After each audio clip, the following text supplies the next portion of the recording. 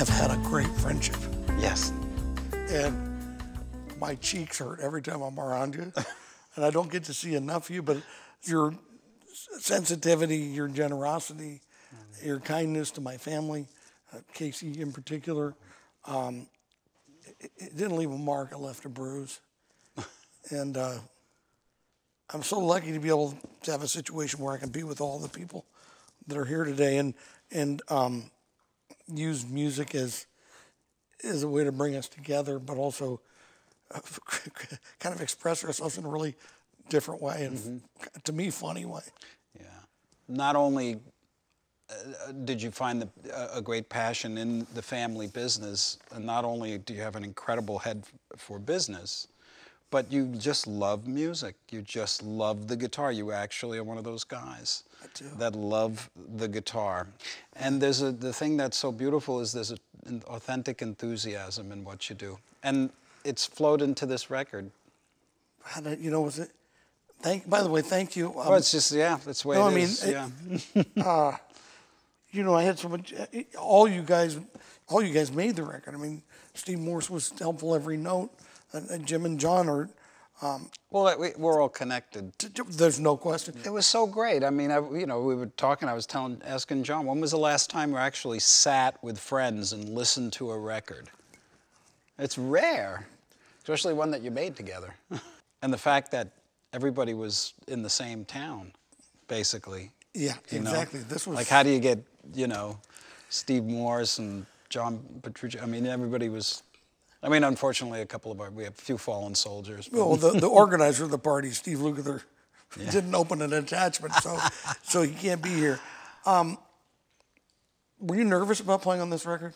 Was there any anxiety? I mean, no, not at all. Because I know I'm not saying that in that it's a big thing. It's, do you feel pressure when you step out of what you do with the public? No, I only feel pressure if I feel like I'm getting myself into something where I have an agenda. Like if somebody's offering me a tremendous amount of money to do something, you know what I mean? Wait, hold on. What was that? That was your money. Oh. Well, then you get into something and there's like a, but then you're a working musician, but I don't really have to work as being a musician.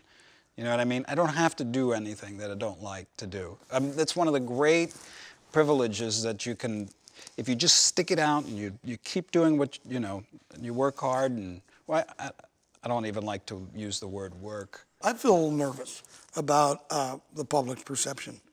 That's understandable, and there's a point, and it's different for everybody. There was a point in my life where I was neurotic about everything, Sterling. I was nervous. There's this little voice that always is, saying, you're going to be judged by this? Is this going to be good enough? Are you going to be able to, stack up with all these other monsters that are on the record?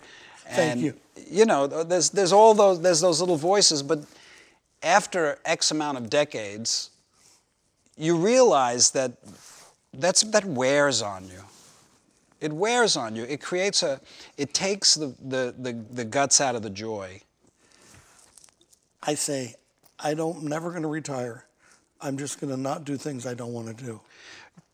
No one ever really needs to do what they don't want to do in the first place. What surprised you most about this little record? Honestly? Yeah. I'll just tell you honestly. The personality of the notes that comes off of your fingers.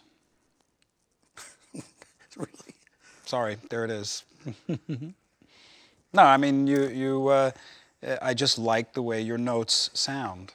I don't know, it happens with every player. Every player has a sound, regardless of whether they're famous or not, or whether they're telling themselves how much they suck, or whether they're, taking the piss out of themselves in front of other people just to show them, I don't think I'm that good, really, you see?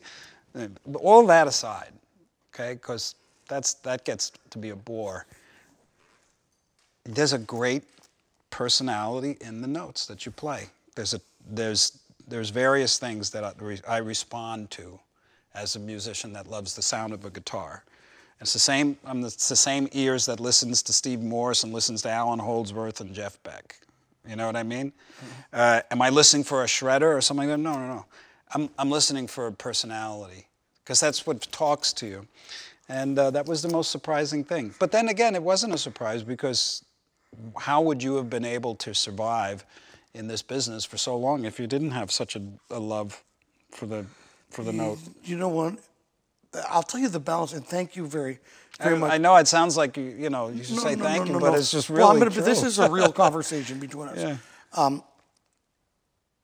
There's a fine line. It's not self-depreciating, but I think being objective with yourself is really important. Critiquing yourself is important. Being self-deprecating is a sign of it's just it's an ego. I'm not doing self-deprecating, but I'm saying also, when I realized after doing the first record that I did have a voice, it gave me the security and the confidence to say, I'm going to try really hard now.